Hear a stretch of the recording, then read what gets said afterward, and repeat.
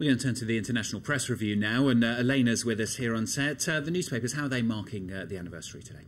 Well, The Guardian has got hold of the most extraordinary cache of 3,000 emails, which are supposedly Bashar and Asma al-Assad's private mails. Now, how do they know if they really are? Well, they say they were handed those emails by a group of Syrian opposition activists who've been following them for 9 months, collecting them and having hacked in. And they reckon they've proved what's going on. Firstly, the dates of the emails correspond to real events, which are commented in the mails. Then The Guardian's contacted 10 people whose mails are quoted in there, including the former British ambassador to Syria and the ABC producers who set up an interview with al-Assad, who've confirmed they're real emails in there, and so they reckon they are justified in publishing them, and they can't though confirm that every one of the 3,000 emails is authentic. They say the opposition group could have falsified some, but nevertheless then what does this cache reveal? Well, a real wealth of stuff. There's things like family photos and videos and very personal things in there. They seem to have been not sort of government email accounts. These are really personal.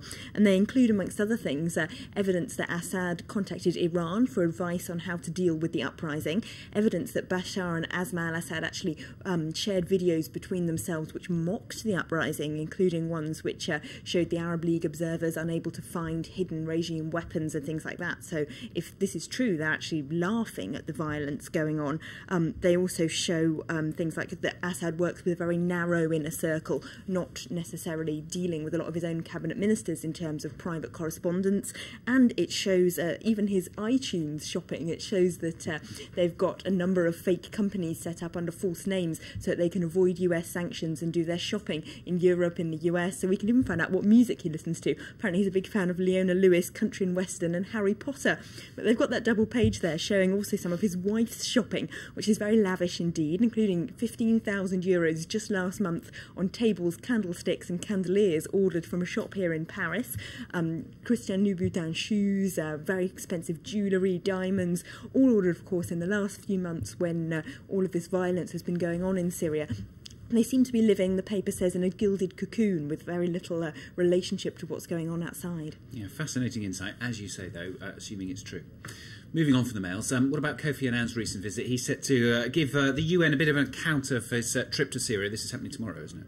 Yes, but there aren't very high hopes from analysts in the papers that he can actually achieve anything. Look at this cartoon from Gulf News. It shows the Syrian regime dropping Annan's proposal into a grave, so they're pretty cynical that anything can be achieved. Their editorial, though, thinks that Assad might still be persuaded to step down. They say he needs to put Syria's interests ahead of his own, and that he might still be persuaded to resign and go into exile somewhere like Qatar. In some of those emails, the Emir of Qatar's daughter offers the Assads exile if they do step down. So there is that hope being held out by some analysts. Others, though, think there's just no chance of any diplomatic efforts working. Look at the National's editorial. They talk about the possibility of getting high-level figures within the Assad regime to defect. They say the very strong loyalty of those people has helped shore up the regime in the past, but maybe they'll realise they're vulnerable in the case of a fall, and things like US visas could encourage them to leave. And any hope in the papers for the opposition? Well, the Washington Post has got a long piece really paying tribute to the opposition, saying their determination and their bravery has not died. They talk to activists in hiding or in exile who've already lost their jobs and their homes because of their activism, but say they wouldn't do things differently for anything.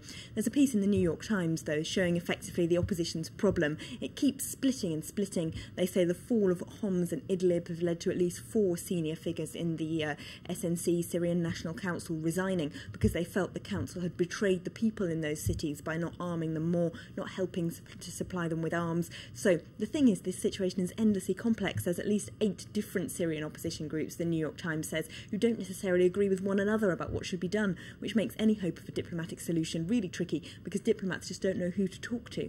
Elena, thanks very much. There's Elena of the International Papers, and a lot more features and special reports and interviews on Syria throughout the day here on France 24.